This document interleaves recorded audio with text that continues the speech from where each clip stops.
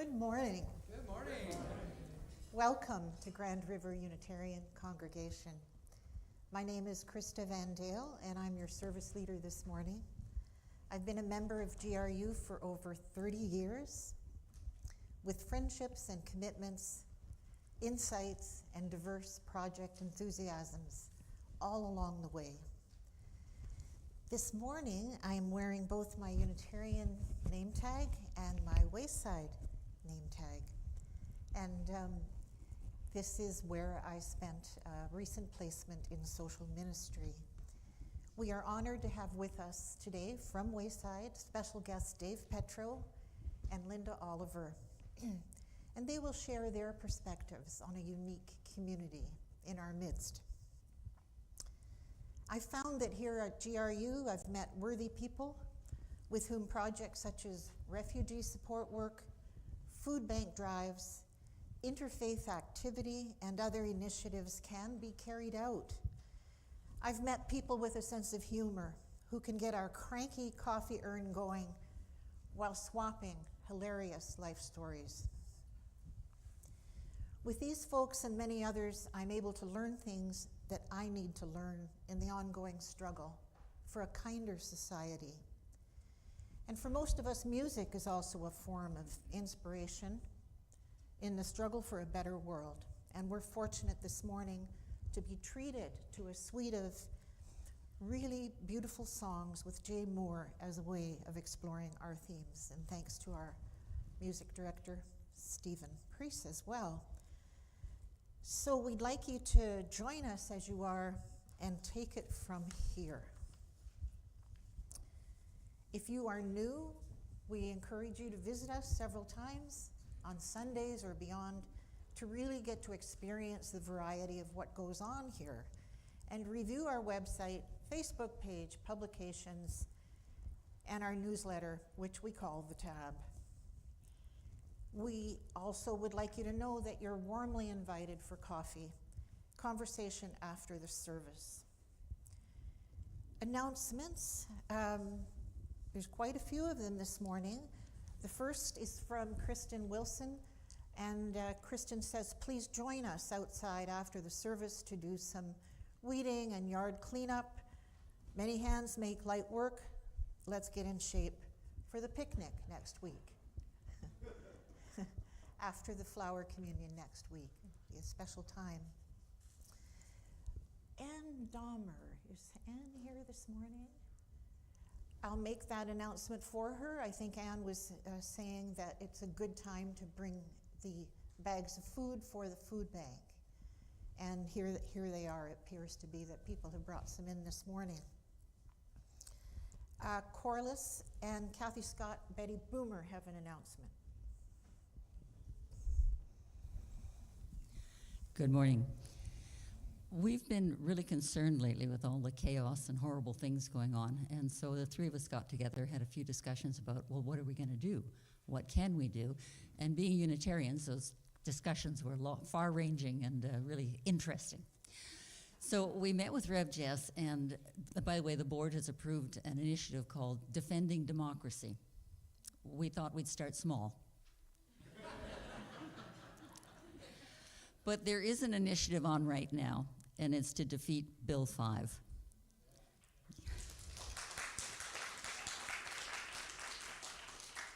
Now, I have been finding that a lot of people don't know about Bill 5, and that was very purposeful.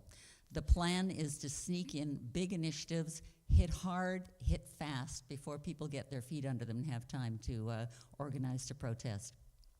This bill has the Orwellian title, Protect Ontario by Unleashing Our Economy. The bill was rammed through the legislation without proper consultation or debate. It's an omnibus bill with many parts, and just to shorten what it's all about, the creation of special economic zones is a big part of it, free of any and all provincial and municipal laws. So it's the lawless bill. So this will impact the environment, endangered species and their habitat, workplace safety, workers' rights, the duty of consultation with Indigenous peoples. So it's lawless Ontario, basically. So if you'd like to learn more, come on downstairs and there'll be a couple of signs. Kathy can tell you, by the way, about a protest she was at Ford Nation on Friday with a big banner, "Kill the Bill." So we have in mind everybody in GRU finding some way that we can be involved in this initiative and connect with other groups that are opposing this outrageous legislation. Thank you.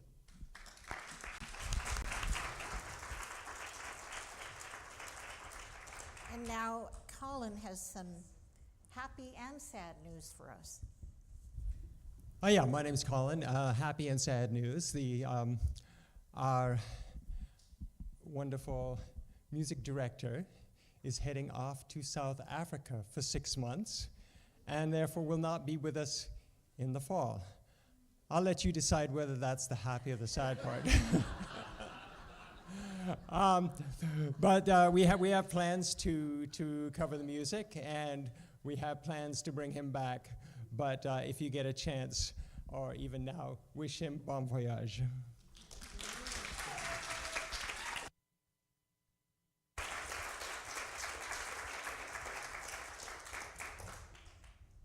I meant happy news for Stephen.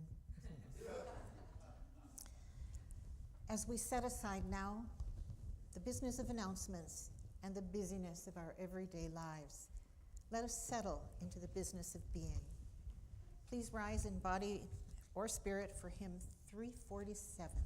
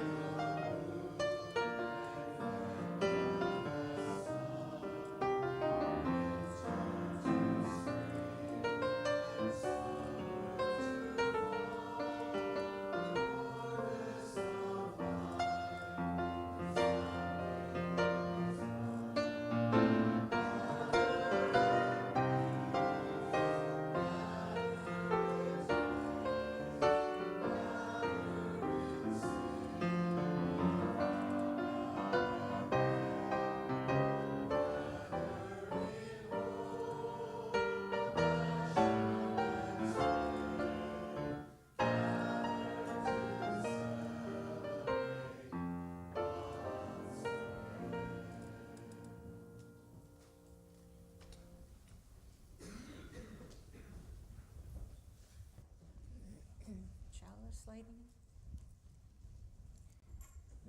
Let this flame be to us a symbol of the wholeness we seek.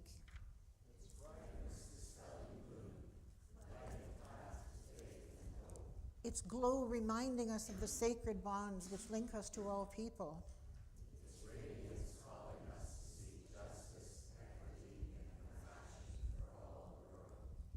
Love is the doctrine of this church. The quest for truth is its sacrament, and service is its prayer. To dwell together in peace, to seek knowledge and freedom, to serve humanity in harmony with the earth. Thus do we covenant together. Now we'll hear from Nicholas, and children of all ages are welcome to come forward.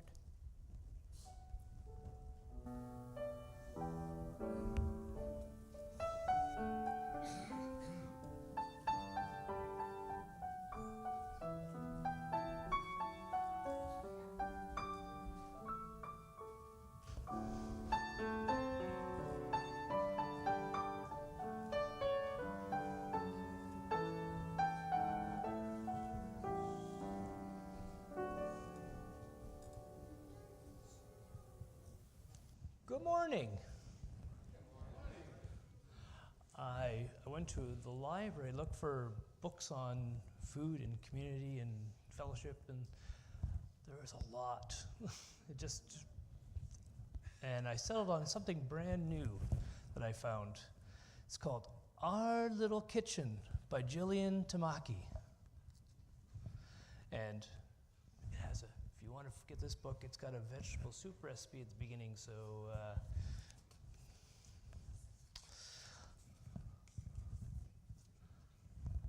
hi, hello. Every Wednesday we come together in this little kitchen. Hello, hello. Our little kitchen, a tiny small place, is just big enough to squeeze in and make space. Tie on your apron, roll up your sleeves. Pans are out, oven is hot, the kitchen's all ready. Where do we start? Well, let's look around and see what we've got. What we've grown, what we've kept, been given and bought. All we need is around us. We just need to look. See how our little garden has grown?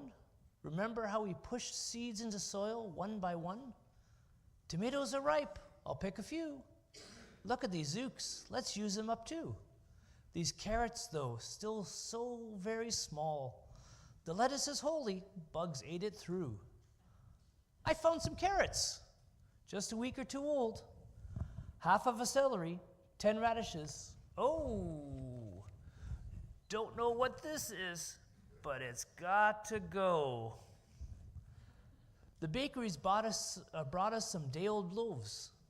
A minute in the oven, maybe two. Ah, soft and warm, good as new. 3 bags of apples, some of them bruised. Cut off the brown bits, they're still good to use. A few sticks of butter, cinnamon, sugar, oats from the cupboard, a sweet apple crumble. Beans from the food bank, 3rd week in a row. But it's what we've got, we'll use them somehow. Bean salad, bean soup, bean tacos, bean stew. I'm out of ideas. What about you? Glug, glug, glug. Our little kitchen's really cooking now. Listen to the delicious music we make. Sizzle, spit, chop, chop, chop, chop, chop, pick, sprinkle. Beep, slice, peel, trim, splash, toss, squish.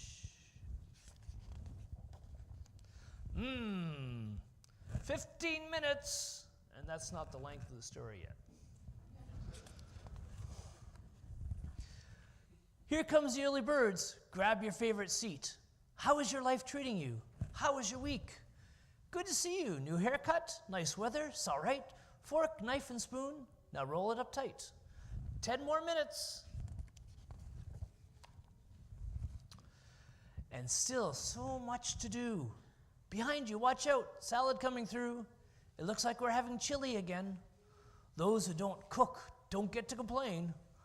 Well, it's not perfect, but it's the best I could do. 2 minutes left. Let's wrap it up, crew. Already? Can't be. Where's the salt? Where's the cheese? Give me 1 more minute. Just 1 more sec, please. No, no, no, no, no. Our neighbors are waiting. I mean it. Let's go.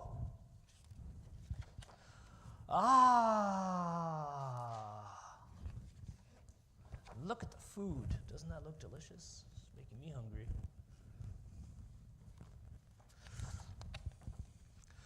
The best sound in the world is...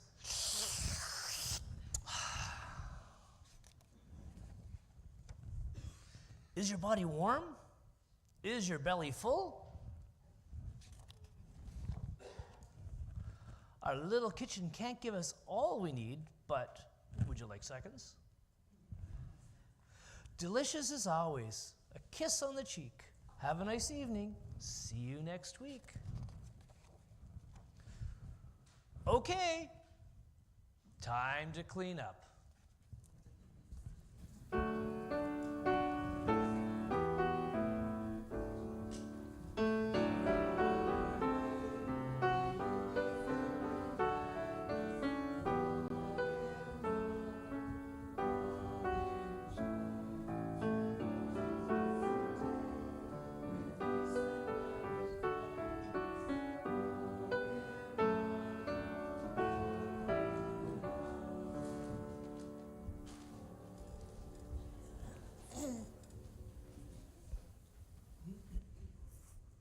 For the gifts which we receive each day and the gifts which we ourselves are, may we be truly grateful. As the ushers prepare to take this morning's offering, may each of us look not just into our wallets to see how much we have with us. Let us look into our hearts as well and see what loving kindness is available there for others this Sunday morning. If you are a new visitor to the church, please feel free to let the plate pass you by. Many of our members give by e-transfer, so the plate going by does not reflect our tangible commitments to our monthly pledges. Are there ushers here this morning?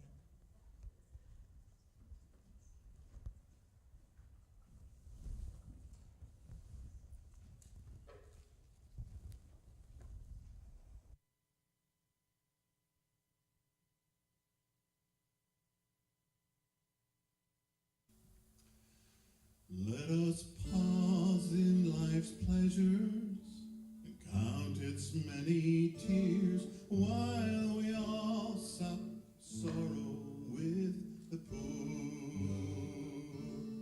There's a song that will linger forever in my ears. Oh, hard times come again no more.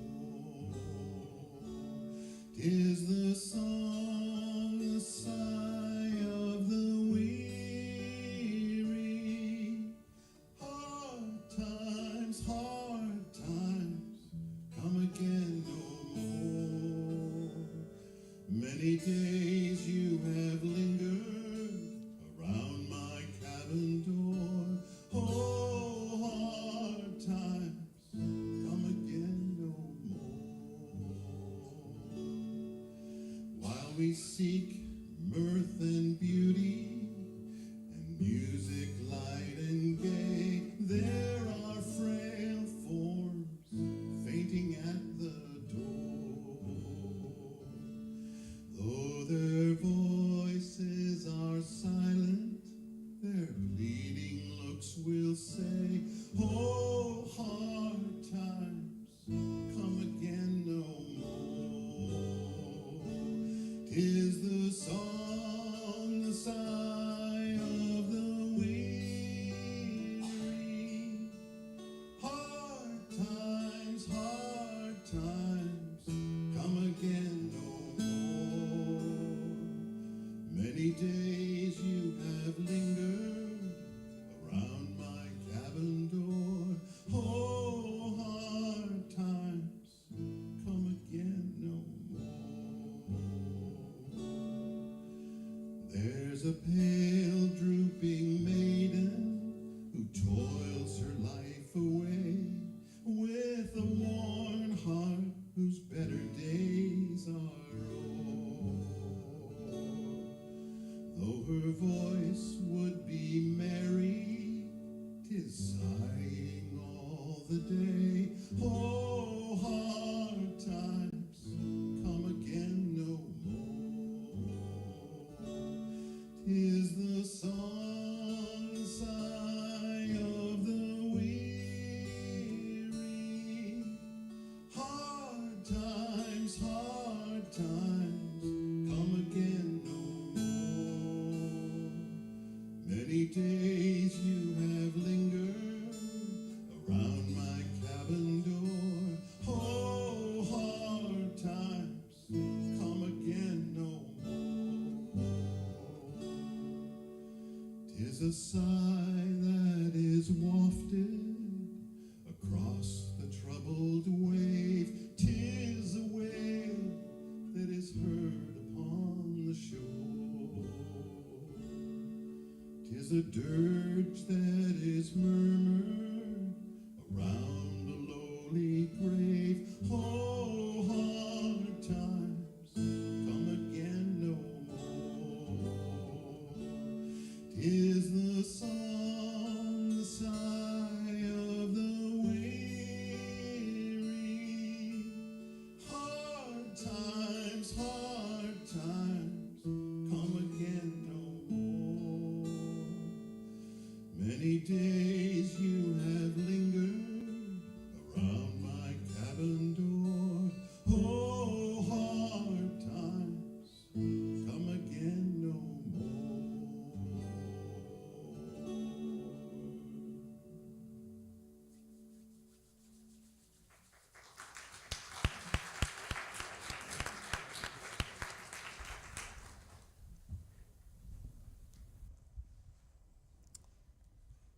If you could join me, please, in reading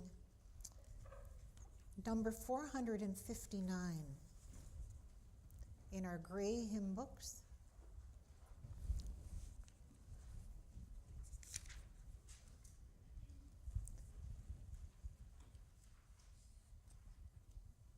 And I'll start with the first line, but please join me on all lines. 459. This is the mission of our faith, of hospitality.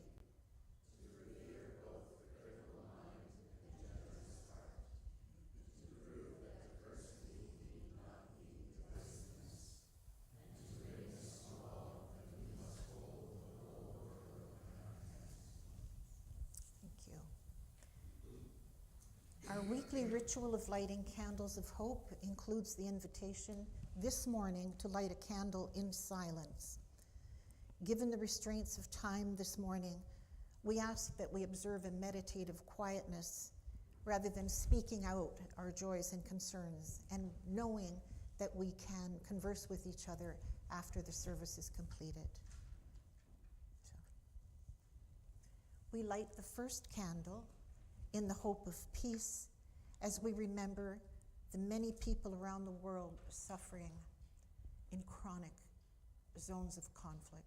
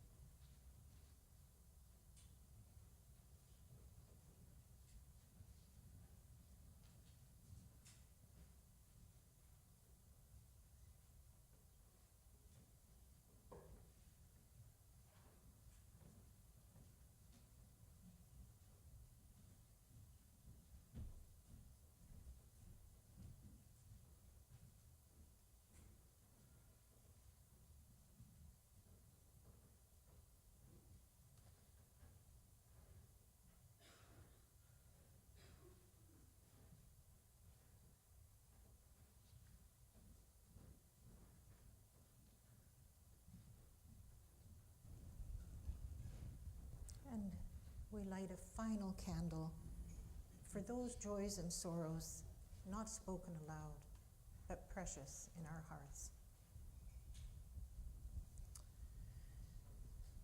Please stay seated as we sing our pastoral hymn, prayer, number 123, Spirit of Life.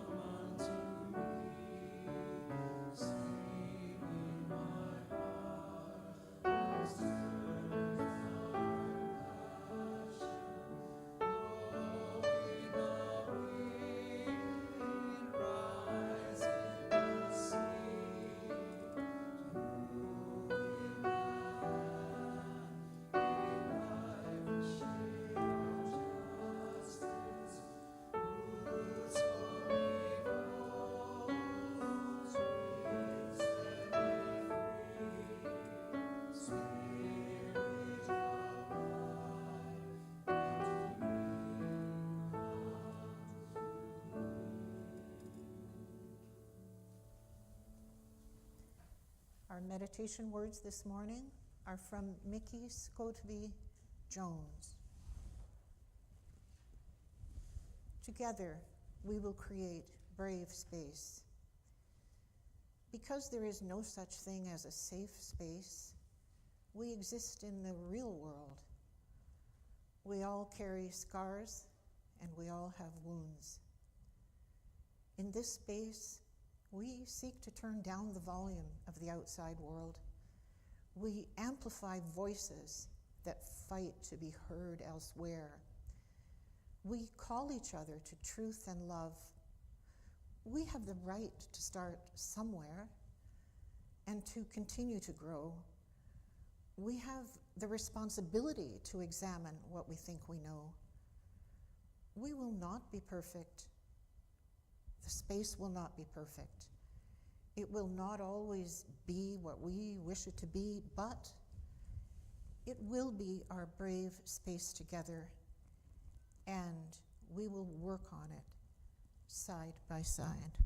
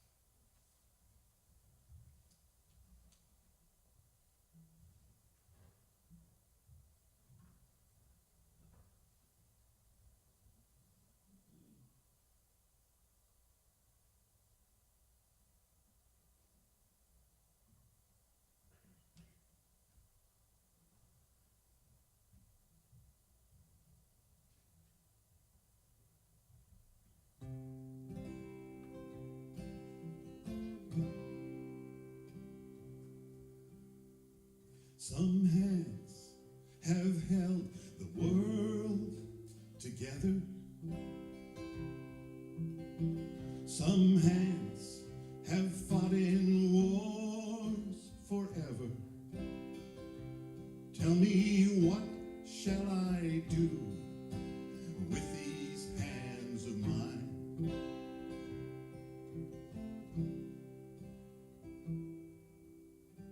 Some hands have blessed 1,000,000 people.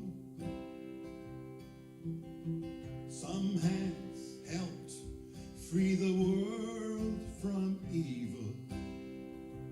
Tell me, what shall I do with these hands of mine? What shall I do hands of mine. What shall I do with these hands of mine? The world could use a hero of the humankind. So tell me, what shall I do with these hands of mine?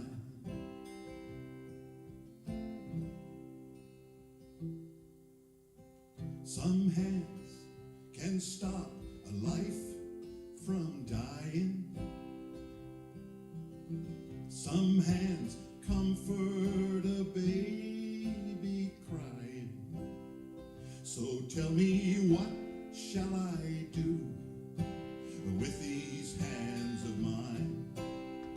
What shall I do with these hands of mine? What shall I do with these hands of mine? The world could use a hero of the humankind. So tell me, what shall I do with these hands of mine? I wanna sing it from my heart. I wanna hear it in the wind till it blows around the world and comes back again. All that we can ask is for ours to be free, to use them when we want, for whatever the need. Some hands give voice to a nation. Some hands wrote the times they are a-changin'. So tell me, what shall I do with these hands of mine? What shall I do with these hands of mine? What shall I do with these hands of mine? The world could use a hero of the humankind. So tell me, what shall I do with these hands of mine? What shall I do with these hands of mine? What shall I do with these hands of mine? The world could use a hero of the humankind. So tell me, what shall I do with these hands of mine?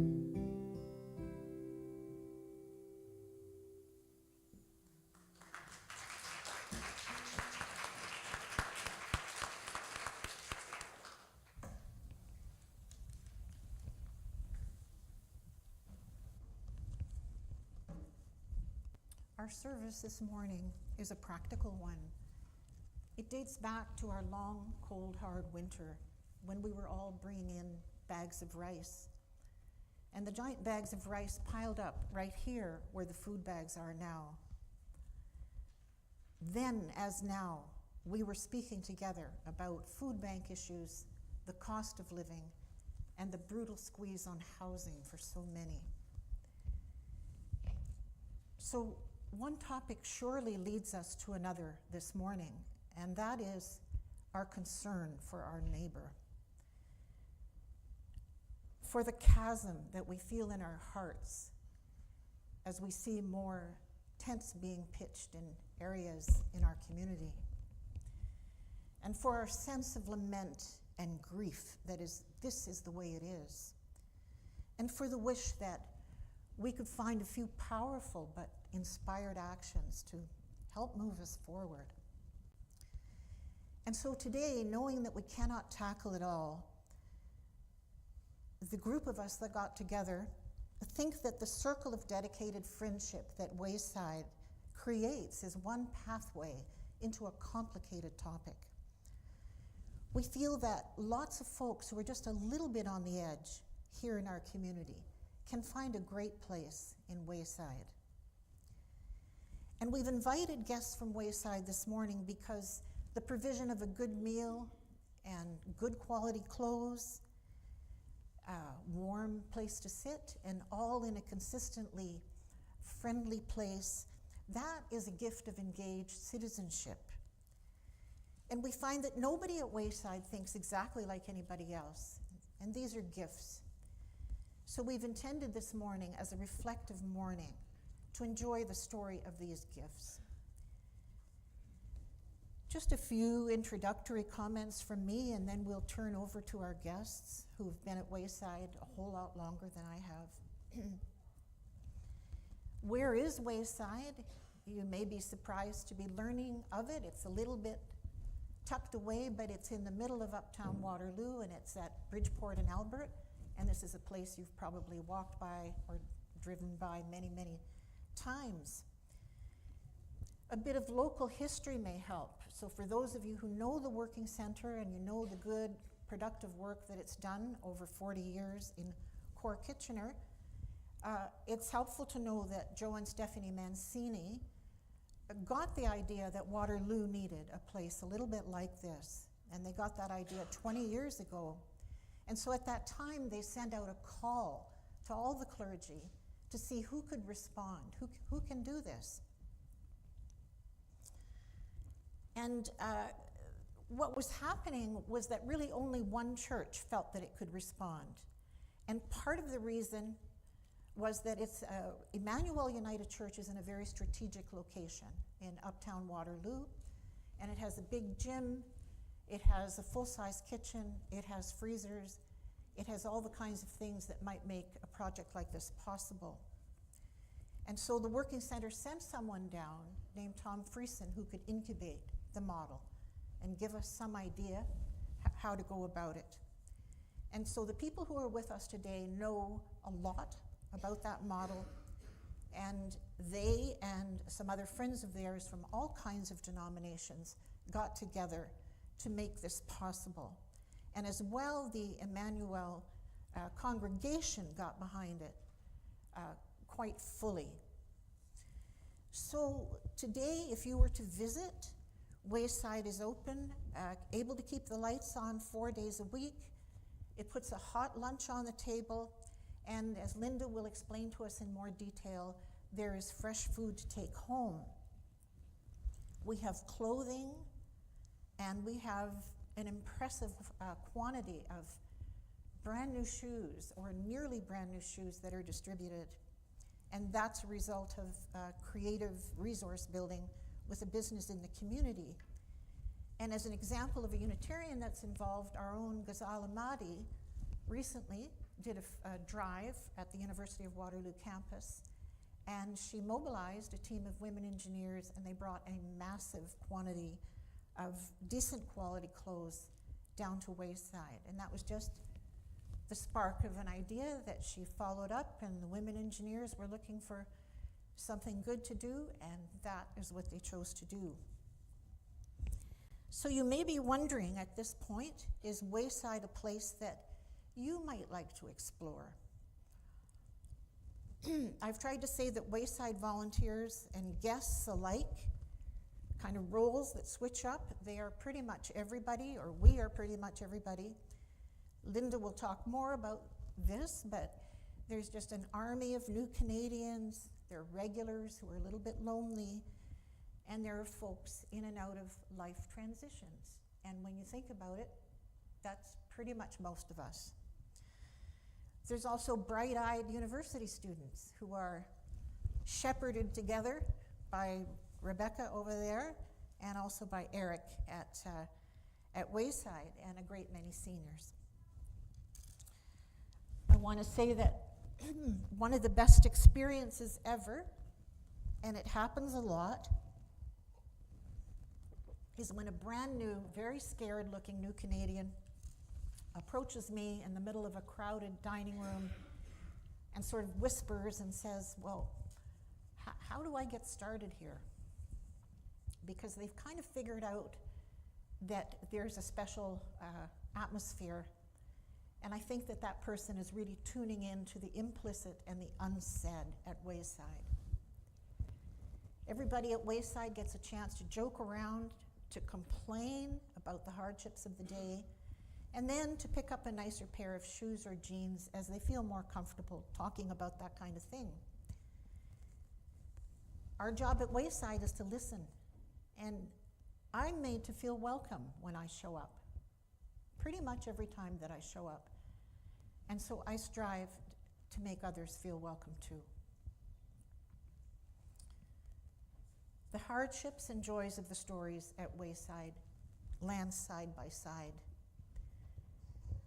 When I'm able to say, pass the salt, sitting next to another person, I'm finding that the food on the table feels good to share, and the spirituality really is kindled in those interactions and in those moments when we're cleaning up the place at the end of the day, which is something that Linda and her husband and a squad of volunteers faithfully take on. Those are good things that happen at Wayside, very good things. And we Unitarians, something I've discussed with people here like Corliss, we tend to worry about the long term, and we worry about policy problems, and we worry about, do we have the right take economically and politically on this situation of food scarcity. Those are ways that we worry. And so the slant that the three of us have developed here this morning, and that you'll hear, it doesn't erase all that, but it does say, let's look with Wayside binoculars at the opportunity to provide food and hospitality and to heal the unnecessary divide between us and them. So the human road that we share with Wayside is the road from disconnect to connect. If you decide you'd like to know more, our guests Linda Oliver, her husband Eric, and Dave Petro will share their observations in the coffee hour and, of course, here this morning. And let's listen to Jay sing Sunday Morning Coming Down before we hear our guests.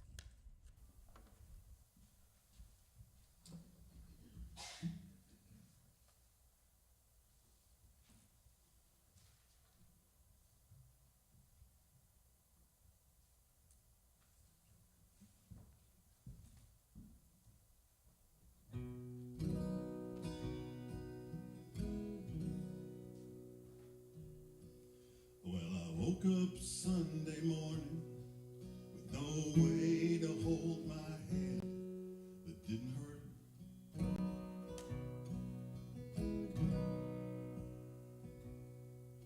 And the beer I had for breakfast wasn't bad, so I had one more for dessert.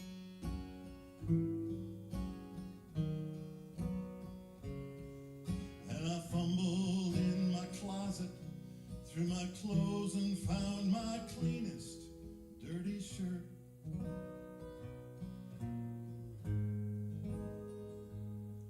Then I washed my face and combed my hair and stumbled down the stairs to meet the day.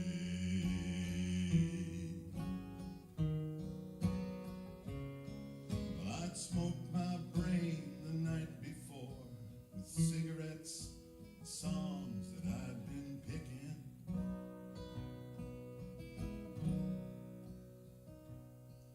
But I lit my first and watched a small kid cussing at a can that he was kicking. And I walked across the street and caught the Sunday smell of someone frying chicken.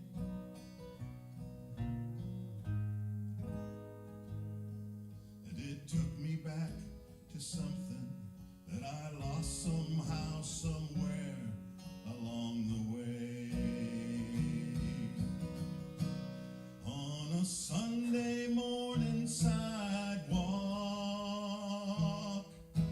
wishing the Lord that I was stoned, 'cause there's something in a Sunday that makes a body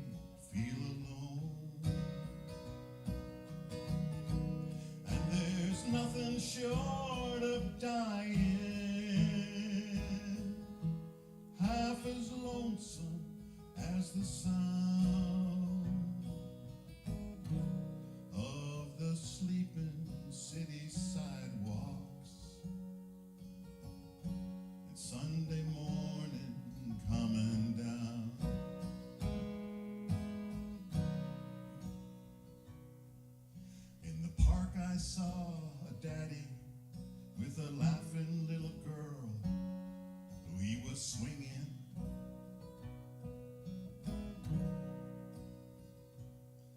And I stopped beside a Sunday school and listened to the song that they were singing.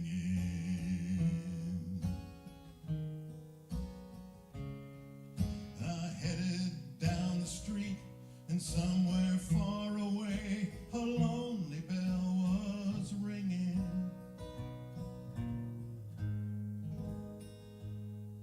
And it echoed through the canyons like our disappearing dreams of yesterday. On a Sunday morning sidewalk, wishing, Lord, that I was stoned. 'Cause there's something in a Sunday that makes a body feel alone.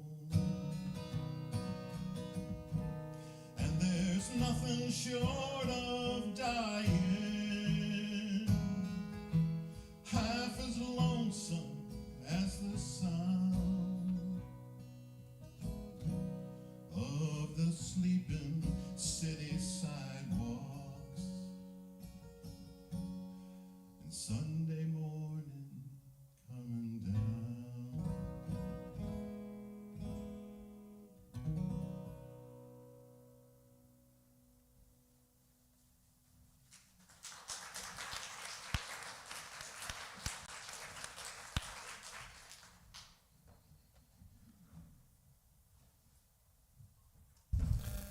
Good morning. My name is Dave Petro, and I'm one of the first Wayside volunteers from when it was founded in 2014. Currently, I serve as chair of the board at Waterloo Wayside. Now, I've got some great news that I have yet to share with a lot of people. Last week, Waterloo Wayside was officially given its charitable status by Revenue Canada.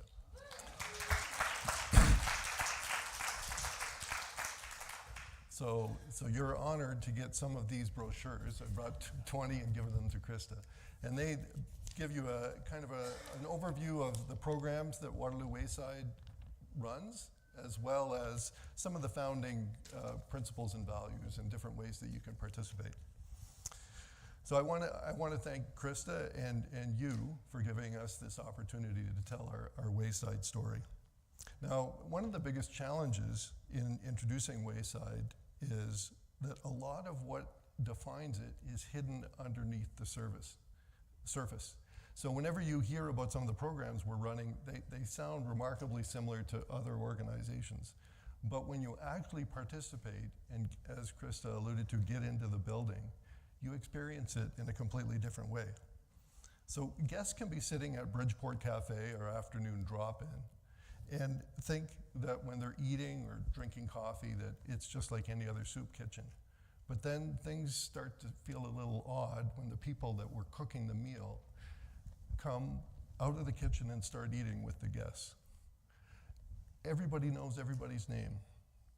We have trays of individualized coffee cups with slogans or sayings, and most of our guests have their favorite coffee cup that they grab from that tray.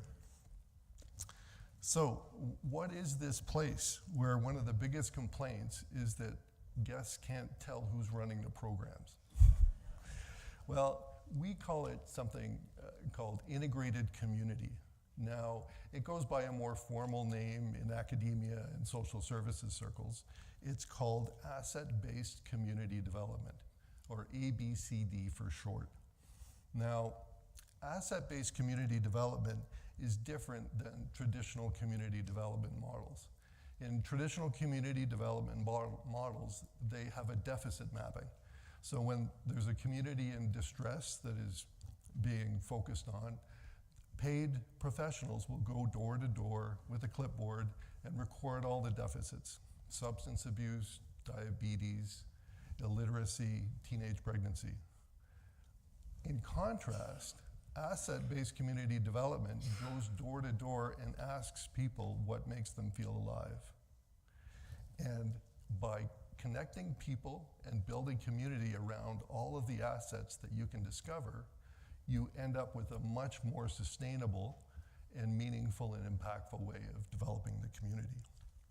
As an example of an asset-based community development program, prior to COVID-19, we were running something called the Adopt a Grandparent program, where seniors within the community that were experiencing loneliness or isolation were paired with young families with children where we could establish and support that relationship. Programming was supplied by the Waterloo Public Library, and over the course of the 12 weeks that the program ran, there were real meaningful relationships created. And so in that case, we had two populations that had complementary needs, and then by putting them together, we were able to solve or support the community in that way. Now, there are two big implications to asset-based community development. One is, we're not here to fix anybody. So everyone is accepted exactly where they are. Now, what does that look like? Well, let me tell you a story that kind of illustrates that philosophy. There was a person living unsheltered under the canopy of the main branch of the Waterloo Public Library. I'm not sure if anybody here remembers that person. He suffered from a condition called agoraphobia, which is a fear of crowds and closed spaces.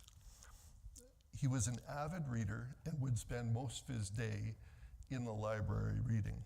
Now, every morning, he would patiently wait for the library to open, and then once the doors were opened, he would take approximately the 10 bags that contained everything he owned, and he would set it up in a corner in the library.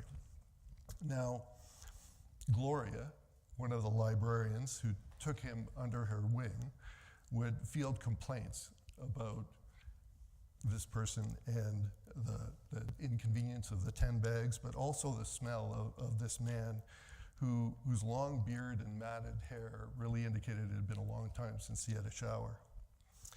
She advocated that he had as much right to use the library as anybody else, but eventually complaints mounted and she had to take action. And that's where she approached Waterloo Wayside. So Karen Dixon, one of our lead volunteers, put her head together with a few other people, and they decided to come up with an outside locker. And they set up an outside locker for our friend where he could keep his 10 bags.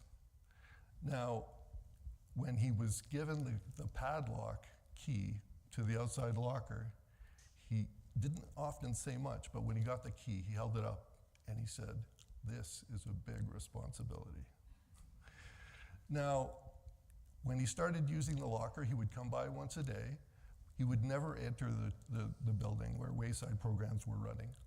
But after a few months, he got comfortable with the space, and he would spend 5 minutes a day just kind of exploring the building.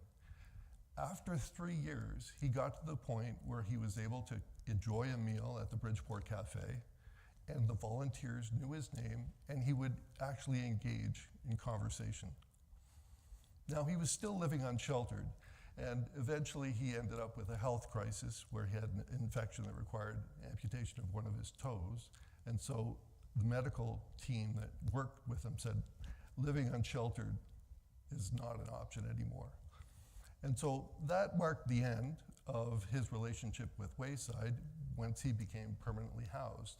But when you look at that transformation over 3 years, it was remarkable.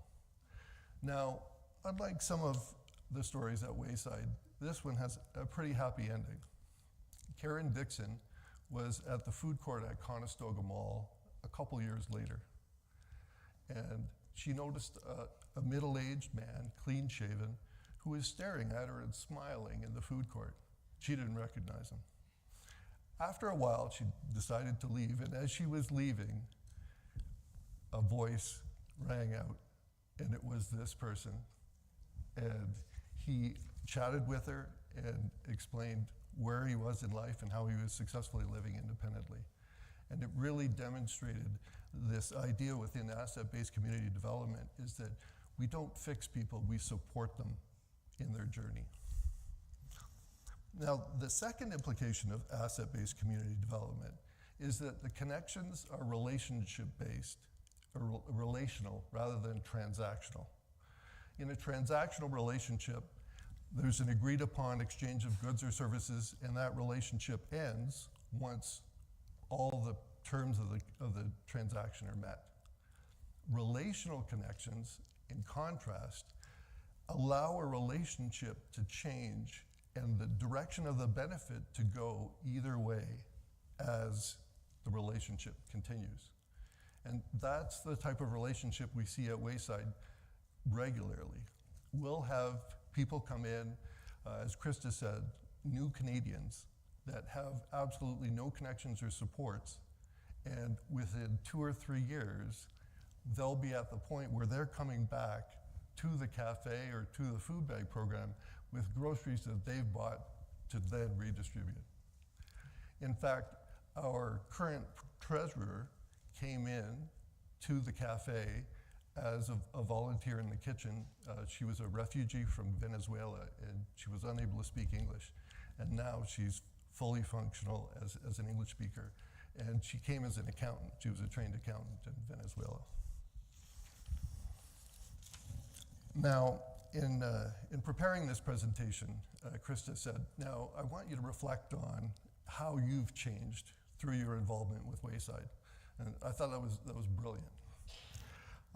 And so over the last couple days, I've been reflecting. And after you sit with dozens or hundreds of people that are living unsheltered, working with precarious work, unable to work due to workplace injury or various forms of illness, you see that they've had a life path that has robbed them of their ego. And the conversations that you can have at Wayside, and the Bridgeport Cafe specifically, are conversations that you couldn't have anywhere else. And through that life path that they've taken, and many of the volunteers, you can see the authentic humanity that is often obscured in our day-to-day relations with people. And so in terms of how it's changed me, now it's much easier for me to see people at their fundamental humanity.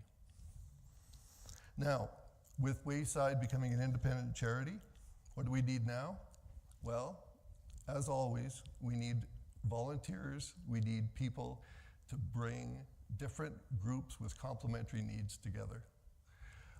And it could be as simple as identifying somebody who has shoe repair experience, because Eric, Linda's husband, is running the shoe program, and often he gets practically brand new shoes with one flaw.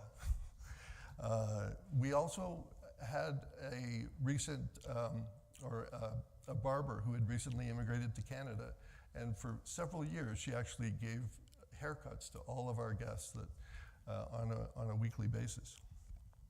So those are the types of opportunities we have at Wayside for volunteering. And then finally, if you have an idea for a program, whether it's a community drum circle, any kind of group activity, we're always looking for ideas that are aligned with this asset-based community development model. Thank you again for this opportunity to tell our Wayside story.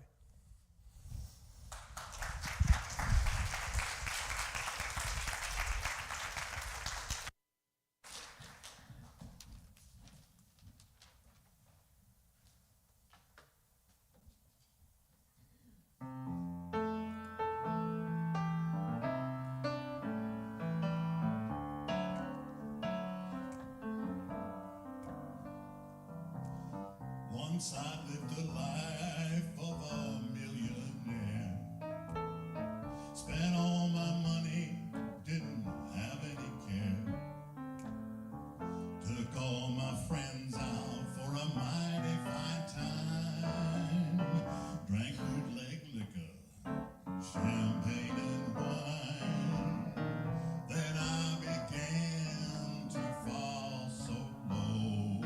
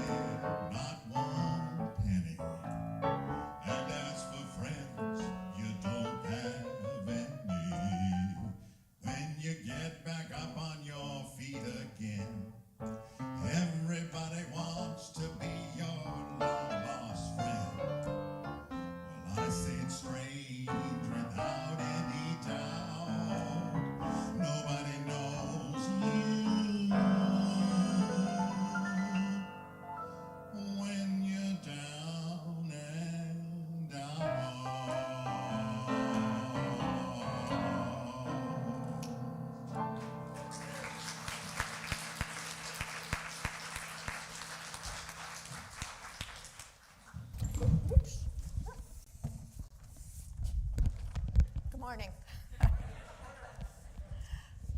And thank you for inviting me to speak about Wayside.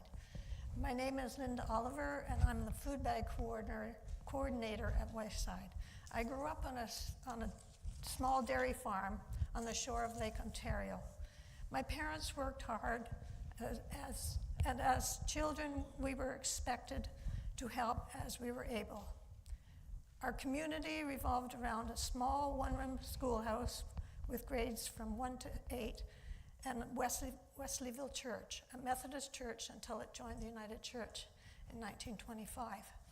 Playing cards in the church basement was forbidden, but crokinole, a game of skill, was okay.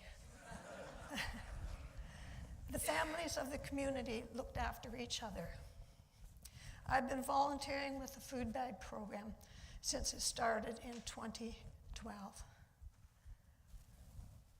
It is entirely run by volunteers and is open for people to receive a bag of food every Thursday. Wayside, like other food distribution programs in our city, tries to distribute food in a humane manner. The physical setting of our distribution is in the gym at Emmanuel United Church. Currently we have anywhere between 125 and 165 families coming. When we started giving our bags of food out 13 years ago, if we had 25 families, we thought it was a busy day. Where does the food come from?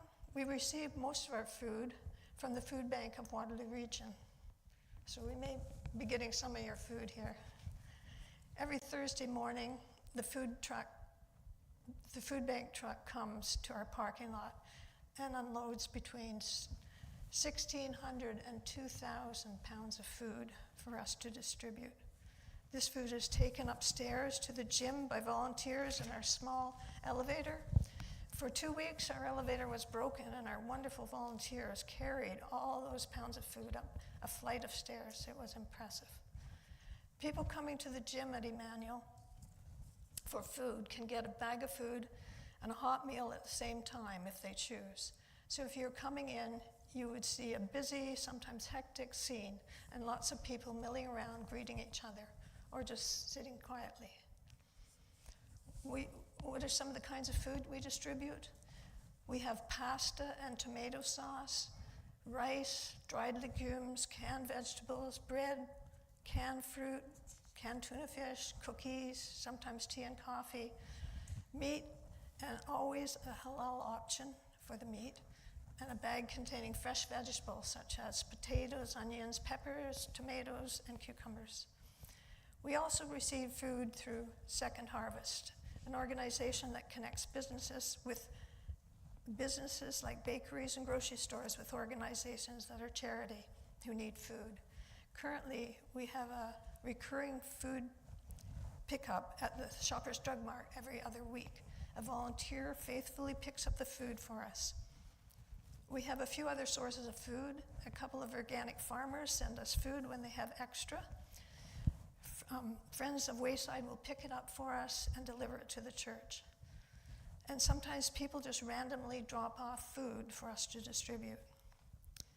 Who typically comes for food? About a third of the families needing food are one-person families.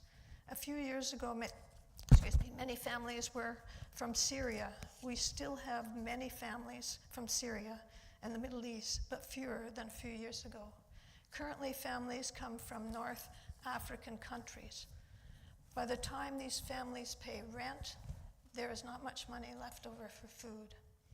Other families are Canadians who have precarious employment and never expected to need to come to a food bag program. Others have substance abuses. Some families come for a short while, and others are with the program for many years. We don't give a means test or ask questions. When people come for food, we respect their need for food. A word about our volunteers. We couldn't run without our wonderful volunteers. It takes quite a few volunteers to run the food bag program. Some of our volunteers are Conestoga College students, Often they need a bag of food, but they feel better taking a bag of food when they volunteer. These students are from countries like India, Nigeria, Ghana, Colombia, Peru, Egypt. They are bright, thoughtful, and hardworking. There is a core of volunteers that I depend on. They are people like me, retired and looking for something useful to do. They can work as many weeks as they choose. Every month I make a schedule so that we don't have too many or too few volunteers each week. Some volunteers get addicted to the place and come every week. Their contribution, commitment, and ideas are priceless. These volunteers are the backbone of the food bag program. As Krista mentioned, we also have student volunteers from Laurier University, and Rebecca, sitting in your audience here, she is our contact, and she sends us great students. It's part of their course.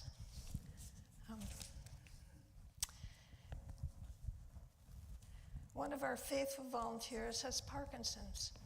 He is able to sit and break down empty cardboard boxes. The food comes in, making closing the program much easier. Another group of volunteers clean up and put leftover food away. We have, I think I missed a part here.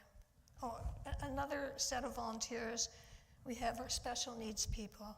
They come with helpers and help us repackage items like diapers and menstrual pads into smaller packages. We appreciate their contribution and welcome them into Wayside. Another group of volunteers help clean up and put the leftover food away. We get to know the people who come for food over many years. Sometimes we get gifts of homemade cookies. One family brought us pita bread baked in their garage. They have started a small business making this bread. We've received unique salads and hand-crocheted gifts. They want us to know more about who they are.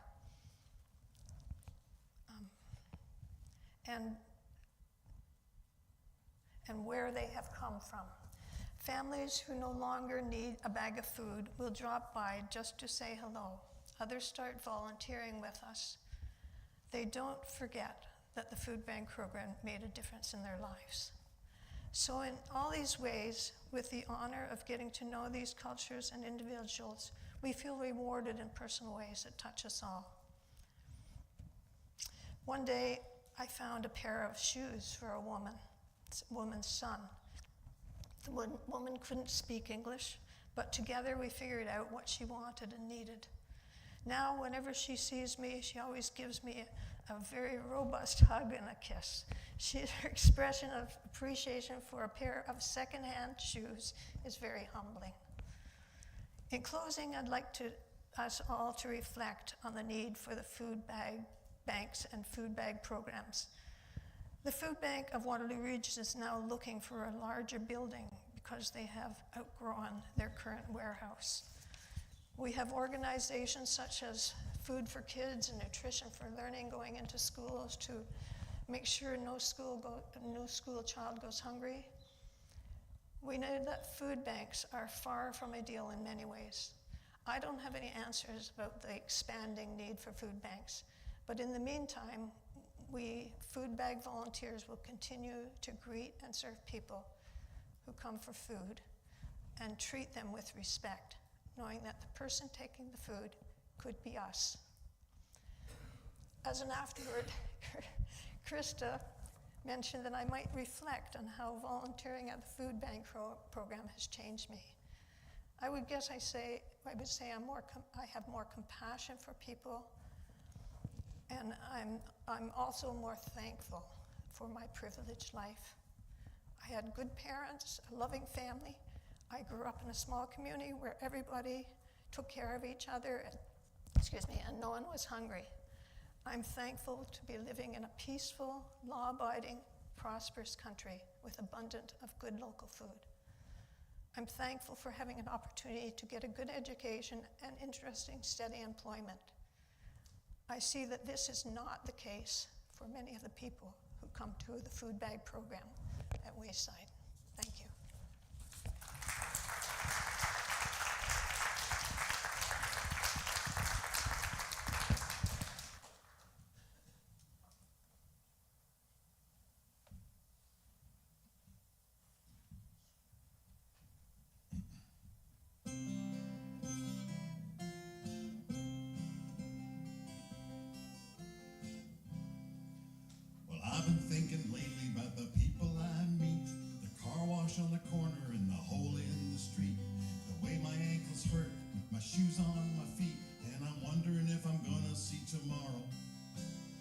Father, forgive us for what we must do.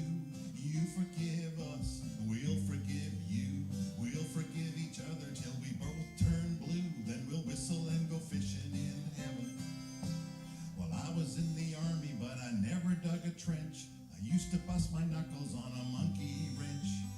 Then I'd go and sit with the girls on the bench, but I don't think they ever really noticed me. Father, forgive us for what we must do. You forgive us, we'll forgive you. We'll forgive each other till we both turn blue, and we'll whistle and go fishing in heaven. Fish and whistle, whistle and fish. Eat everything that they put on your dish. And when we get through, we'll make a big wish that we'll never have to do this again. Again, again. My very first job, I said thank you and please. Maybe scrub a parking lot down on my knees. Then I got fired for being scared of bees, and they only gave me 50 cents an hour. Father, forgive us for what we must do. You forgive us, we'll forgive you. We'll forgive each other till we both turn blue, and we'll whistle and go fishing in heaven.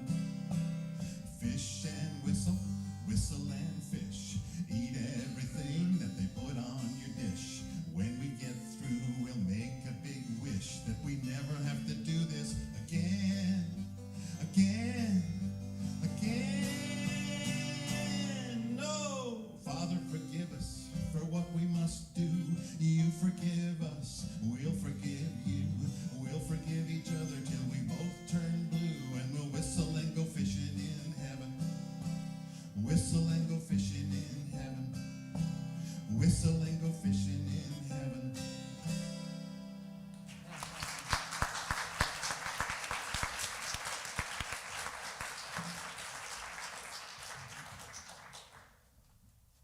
For all who build common spaces of connection, may a way be found. For all who find joy in the works of Wayside, may they be blessed.